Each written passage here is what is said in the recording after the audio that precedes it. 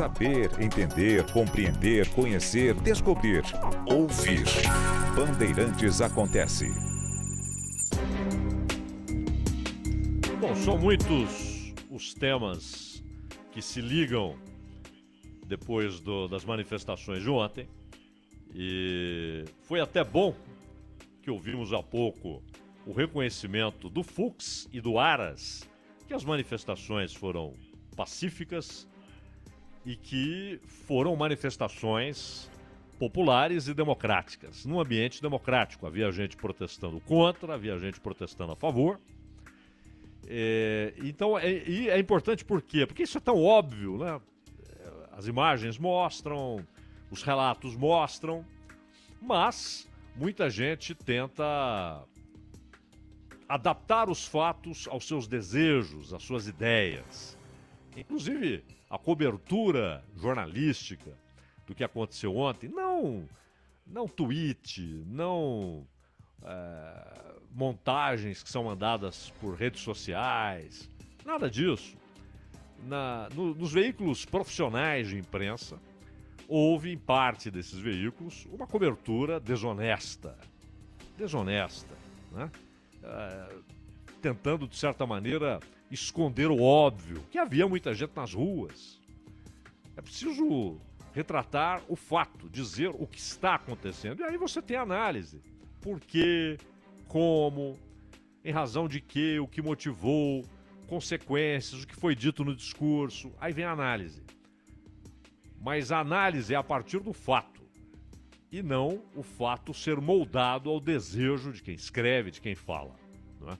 Então havia muita gente. E em Brasília, em São Paulo, no Rio de Janeiro, muita gente. E no entanto, primeiro foram semanas de mentiras, né?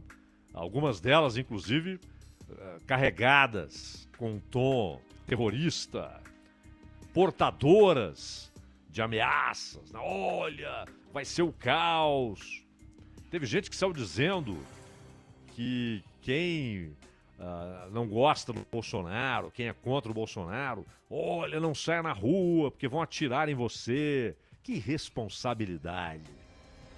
O Ciro Gomes chegou a abraçar essa ideia infanto-juvenil, dissemos isso ontem aqui, quando falou, de repente um militar lá, já um policial militar, bolsonarista, já está preparado ali para dar um tiro, acertar uma criança, acertar uma senhora, para criar um martírio, e a partir desse martírio o governo tentar usar isso como uma forma de ruptura. Ou seja, ele embarcou numa imaginação fertilíssima, numa narrativa, como dizem, fantasiosa, porque no fim queria dizer para as pessoas, não saiam, porque há riscos, né? E disse também que ligou para o Alexandre de Moraes para dar os parabéns pelo trabalho que ele tem feito. Ciro Gomes, ligue também para o Marco Aurélio Melo. Entenda que são coisas distintas. A gente já vai falar sobre Bolsonaro praticamente prometendo que vai cometer um crime de responsabilidade. Não é? Esse é o fato.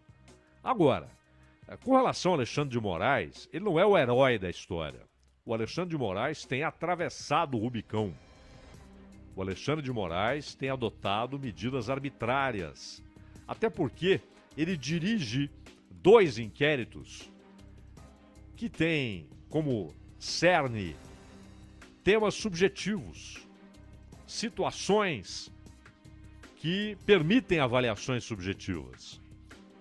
O que é notícia falsa e o que não é, e é preciso que se defina quem vai dizer o que é falso e o que não é. Não sei quando é, obviamente falso.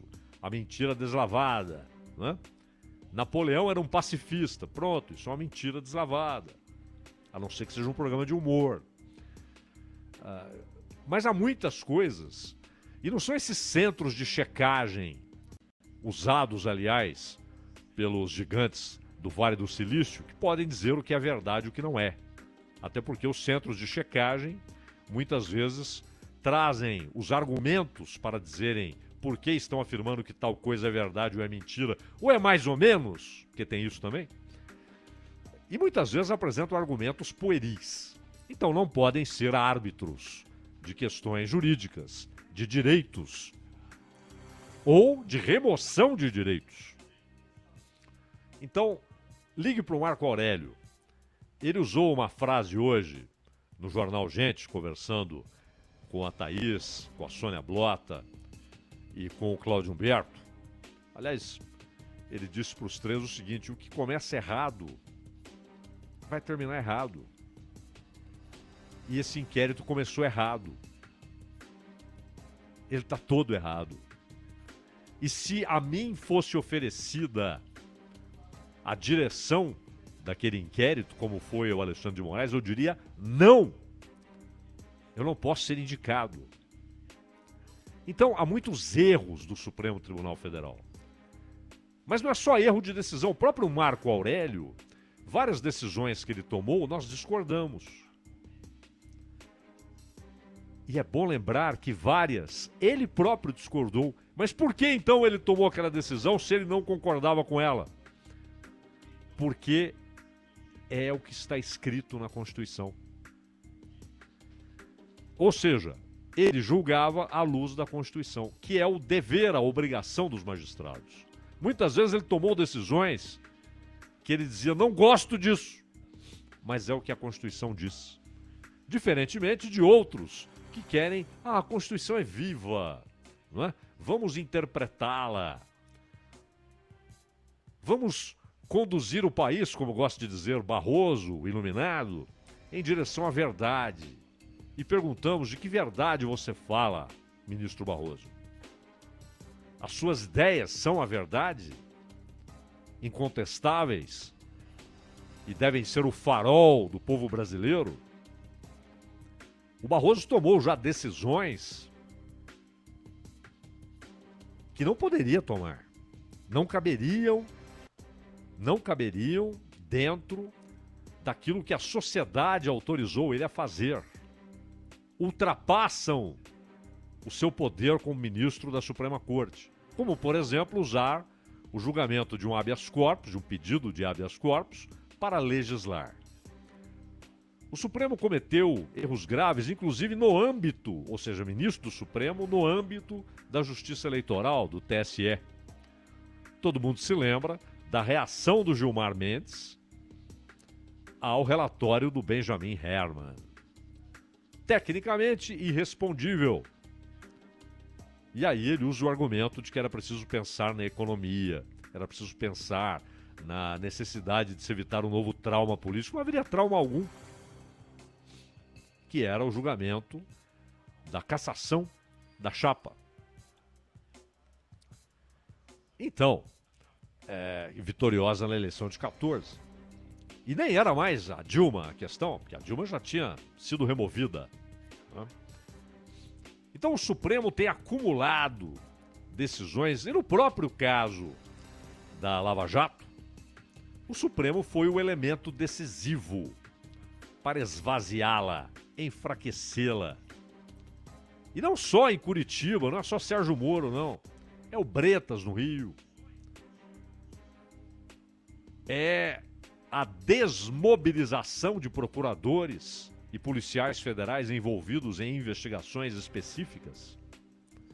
O Supremo não consegue dizer onde, afinal, deve ser julgado o caso do Flávio Bolsonaro referente à rachadinha, a desvio de dinheiro público. Então, há muito o que se reclamar do Supremo, e isso engrossa o caldo que levou milhares, centenas de milhares às ruas na terça-feira. Não é apenas apoio ao Bolsonaro, não é apenas apoio, inclusive é algo que foi repetido pelo Bolsonaro já completamente fora de contexto, né? A história do voto impresso. Ora, essa é uma decisão do Congresso. Nós passamos meses aqui dizendo, não é assunto para a TSE, não é assunto para o Supremo. Porque ninguém está discutindo uma questão constitucional. é assunto para o Congresso. Então errou o Barroso quando foi lá influenciar parlamentares, errou Alexandre de Moraes quando foi lá influenciar parlamentares, erraram juízes do TSE que trataram aquilo como algo a ser decidido no âmbito do judiciário. Não era para ser decidido no âmbito do judiciário. E também não era para ser decidido pelo Bolsonaro, mas pelo Congresso. É assunto para o Congresso. E o Congresso disse não. Acabou o assunto. Essa é uma pauta esvaziada, que o Bolsonaro mencionou, até porque se ele escapar essas movimentações para que haja um impeachment, etc., e ao fim chegar ao pleito, disputar a eleição, tentar ser reeleito, em caso de derrota, ele usará esse argumento. Quer dizer, para ele, foi até melhor o Congresso dizer não, porque o argumento se mantém em pé. Eu perdi eleições fraudáveis. Não necessariamente fraudadas, fraudáveis. Então isso aí foi colocado ali, mas ninguém foi à rua mais por causa disso. As pessoas entenderam que esse assunto foi superado. O Congresso tinha de decidir e decidiu. Falou não, acabou. Acabou. Ninguém mais tem que decidir. O Supremo não tem de ser consultado, mas a Constituição não diz. Não diz. Não é assunto para Supremo. Não é assunto para Barroso, não é assunto para Alexandre de Moraes. É assunto para o Congresso. Mas o Bolsonaro levantará sempre esse tema, sendo candidato, porque se perde a eleição, isso vai ser mencionado, né, calorosamente. Então, o Supremo tem cometido erros bárbaros. Porém, quando o presidente da República diz que não cumprirá uma ordem emitida pelo ministro Alexandre de Moraes, ele está anunciando que cumprirá, que vai cometer um crime de responsabilidade. Por quê? Sim, o Alexandre de Moraes, ele, insisto, atravessou o Rubicão. O Alexandre de Moraes dirige um inquérito das notícias falsas que nasceu com um problema seríssimo de legalidade, que só foi possível porque o Toffoli acabou dando um jeitinho de encaixar aquela situação no regimento interno do Supremo, que prevê um inquérito estabelecido de ofício, ou seja, sem provocação da Procuradoria-Geral da República, quando há um crime cometido no ambiente físico do Supremo. Isso não aconteceu. Porque aquele foguetório estúpido foi depois. Aquele reuniu os ministros em torno do apoio ao inquérito. Porque antes havia uma forte discordância.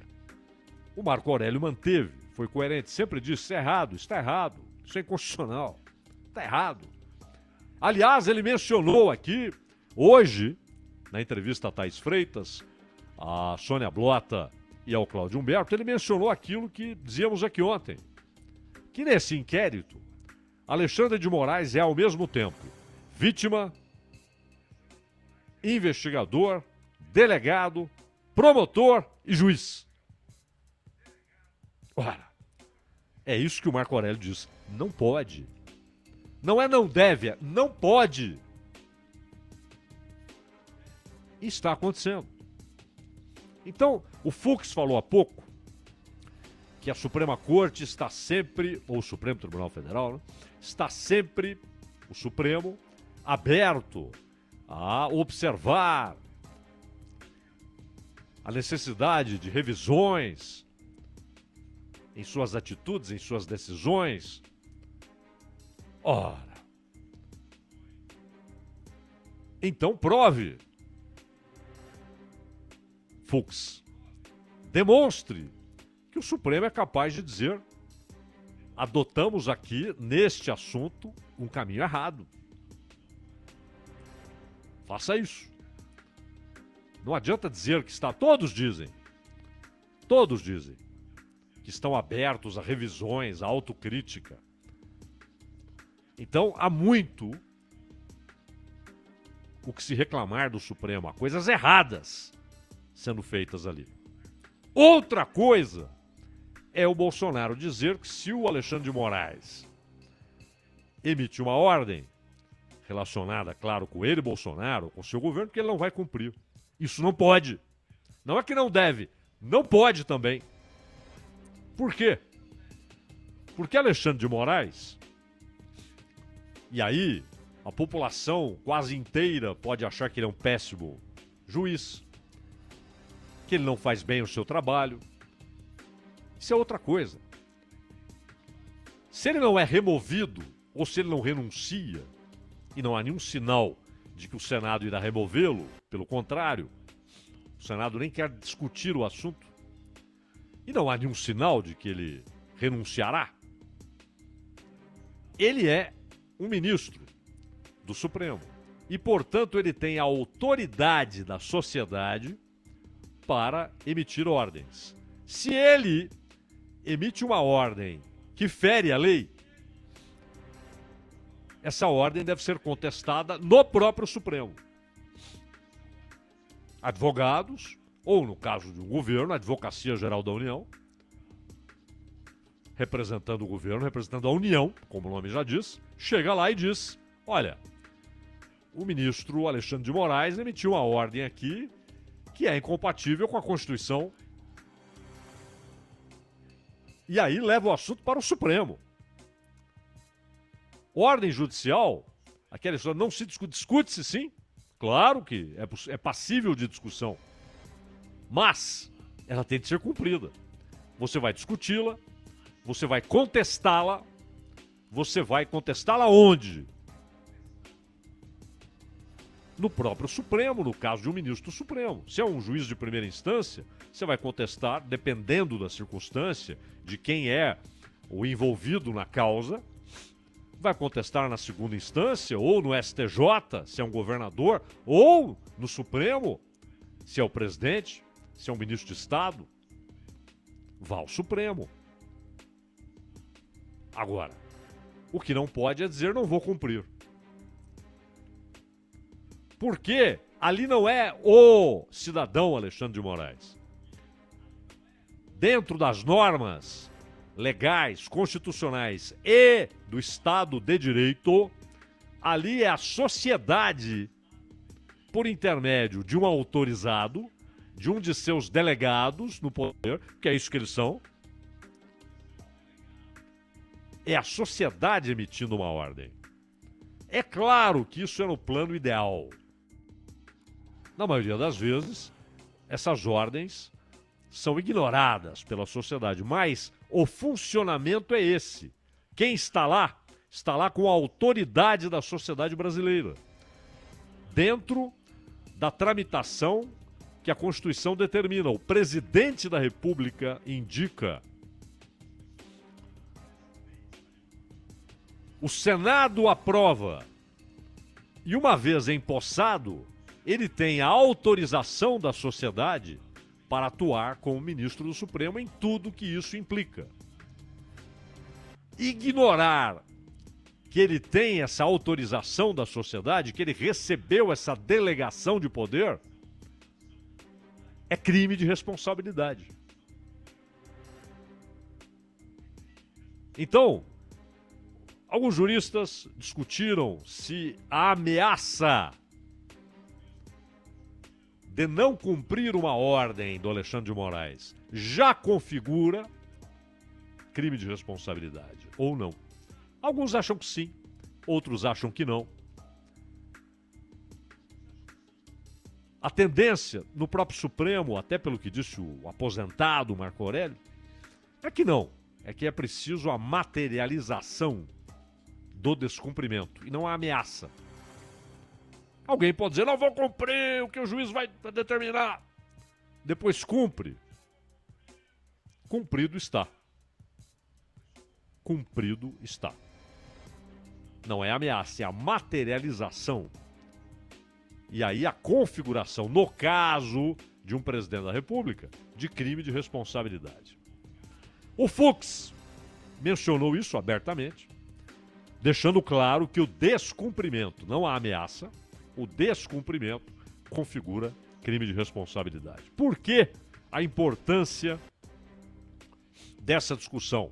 A ameaça já é crime de responsabilidade ou não é? Só a materialização, só o descumprimento real configura o crime de responsabilidade. Por que isso é importante? Politicamente. Porque essa ameaça de cometer um crime, claro, imediatamente virou um rastilho de pólvora com a palavra impeachment sendo levada pelas chamas de um ponto ao outro. Também hoje, no jornal Gente da Bandeirantes, falou Kassab, que dirige um partido, o PSD.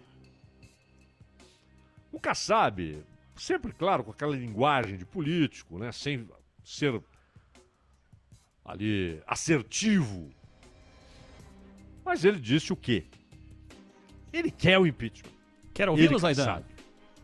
Opa, vamos ouvir o Kassab. Muitos estão aguardando para ver se ele vai, as vias de fato, se ele vai efetivamente ter essa ação de enfrentamento. Se ele tiver pedra jogada, é inevitável, o impeachment vai inquestionavelmente ser aprovado pelo Congresso, ninguém vai aguentar a pressão das ruas, os partidos, os parlamentares que estão indecisos vão se associar a essa cruzada a favor do impeachment.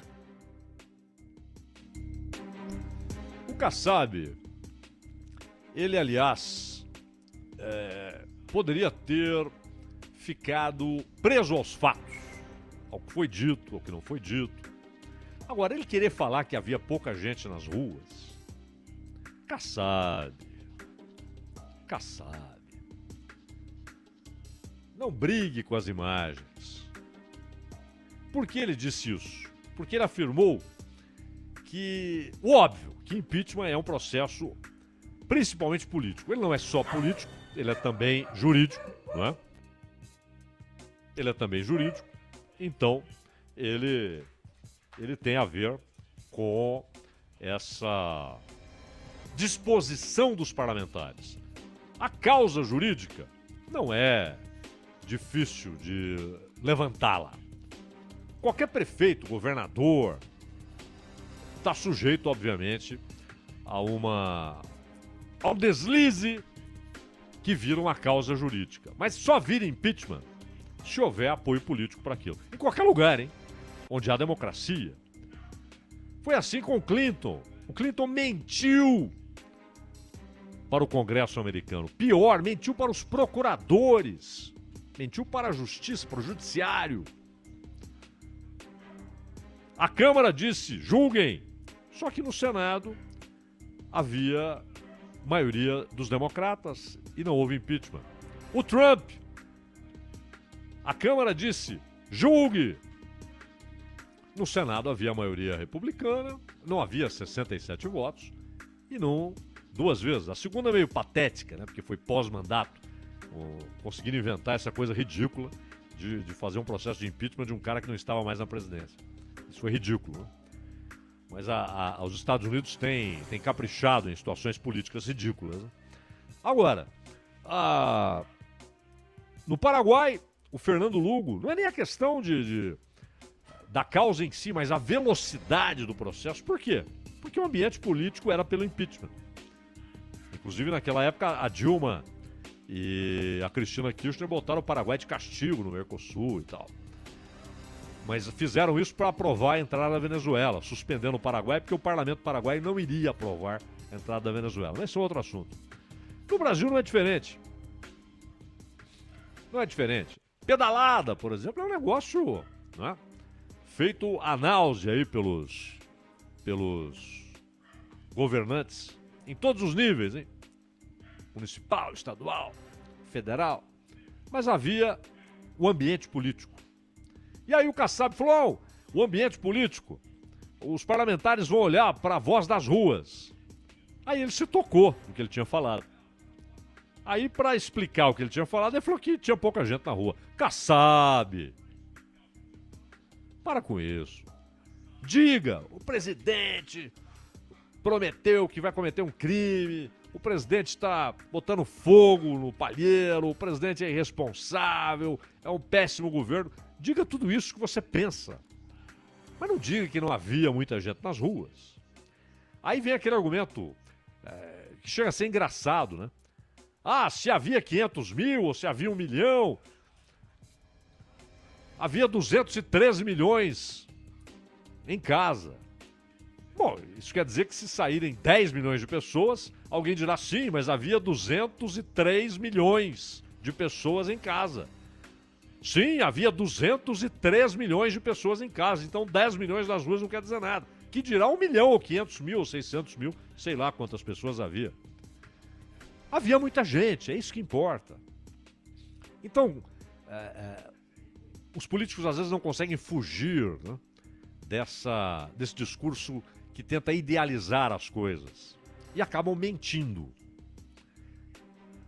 É até mais grave quando a imprensa faz isso, como tem feito, grande parte dela, deixando de fazer jornalismo para fazer panfletos. Uma imprensa panfletária, mentirosa em muitos casos, divulgando informações falsas, que chamam aí de fake news, né? Informações falsas, notícias falsas. Lamentável. Agora, o Bolsonaro, que tinha uma multidão diante de si em Brasília, e depois uma multidão diante de si em São Paulo, perdeu uma grande oportunidade. E transformou um momento que poderia ser uma base para que ele fosse em condição de força para os seus embates com o Congresso ou com o Supremo. Ele transformou aquela grande ocasião num discurso a respeito dos seus problemas, das suas desavenças, das animosidades. Nem sequer uma palavra a respeito do país, da miséria, da fome, do desemprego, da questão sanitária, da crise política, mas dentro de uma visão do país. Não, ele transformou num discurso sobre seus problemas pessoais. É claro que isso não dá direito a jornalistas quererem determinar o que o povo deve reivindicar nas ruas. Não, o povo reivindica o que quer. As pessoas, e povo, essa abstração, as pessoas vão para as ruas e cada uma reivindica o que bem entende, o que lhe dá na telha, aquilo que lhe move, o que fez com que aquela pessoa fosse para a rua, o que a motivou. Mas por que houve aquele discurso ontem na televisão?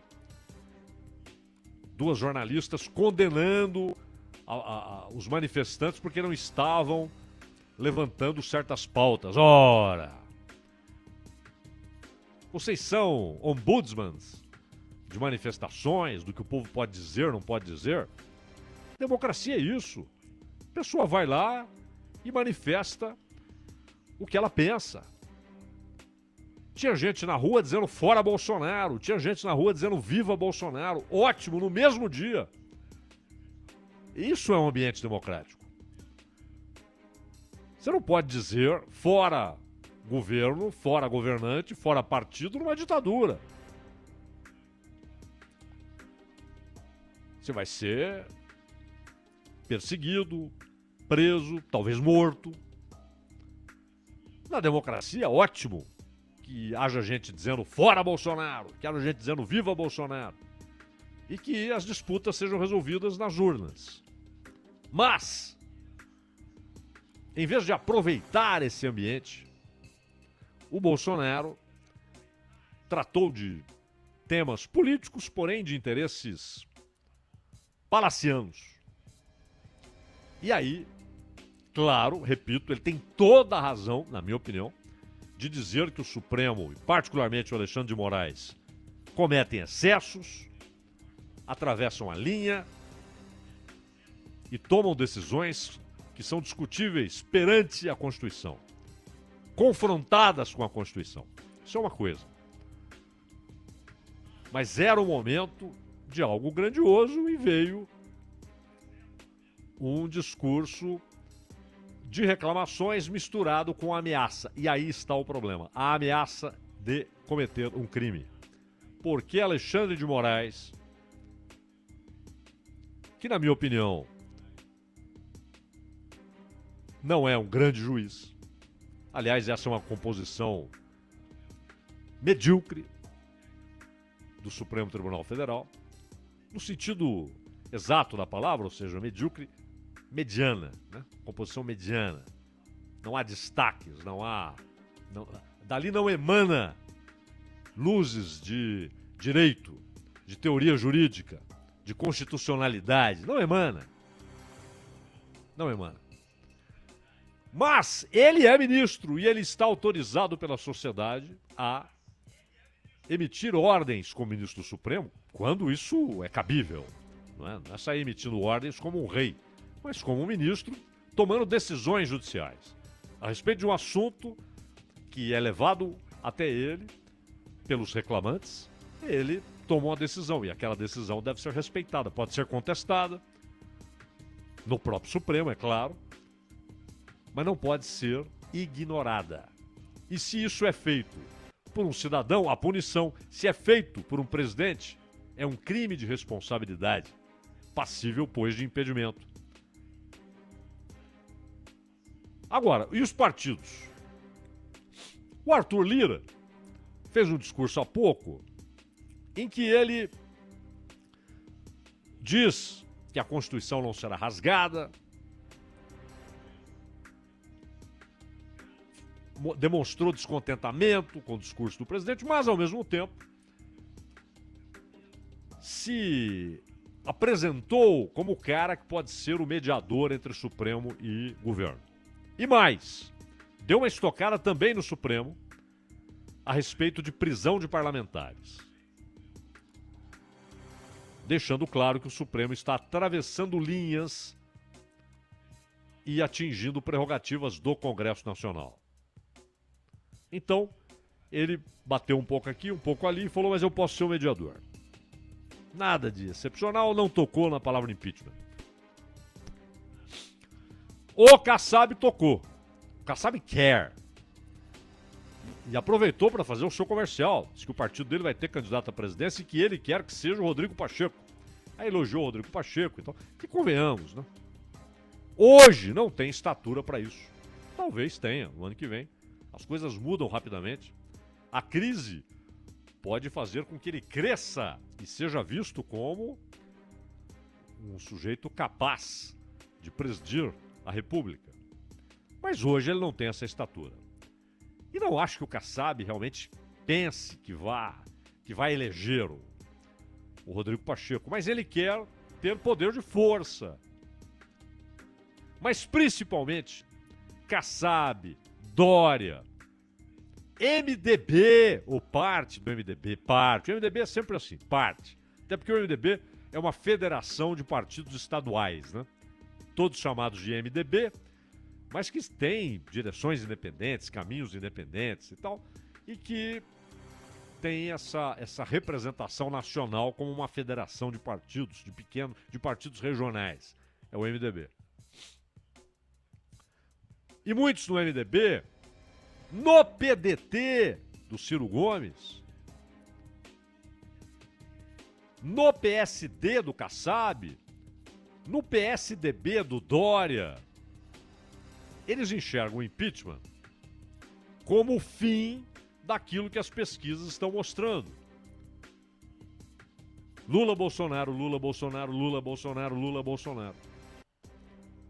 E aí a história da terceira via que viraria a segunda.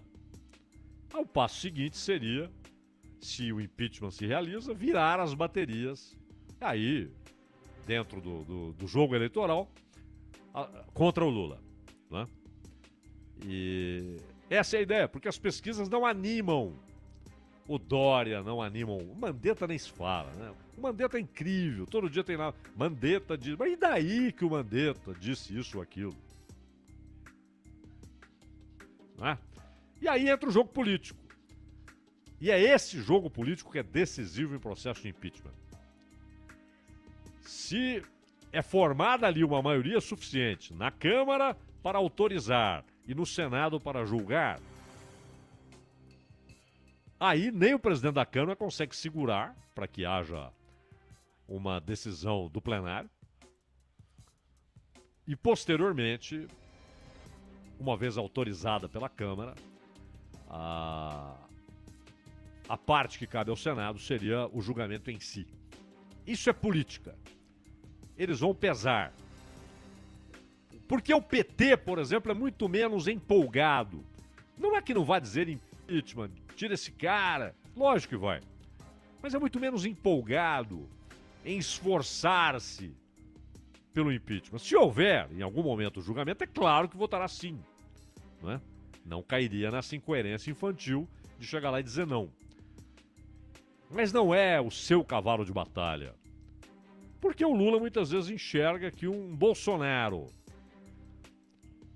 desgastado, permanentemente sofrendo desgastes, pode ser o melhor oponente em 2022. Então, o que vai pesar pro Lula, pro Dória, pro Ciro, que hoje aparece em terceiro ali nas pesquisas, é o quanto o impeachment pode ser interessante.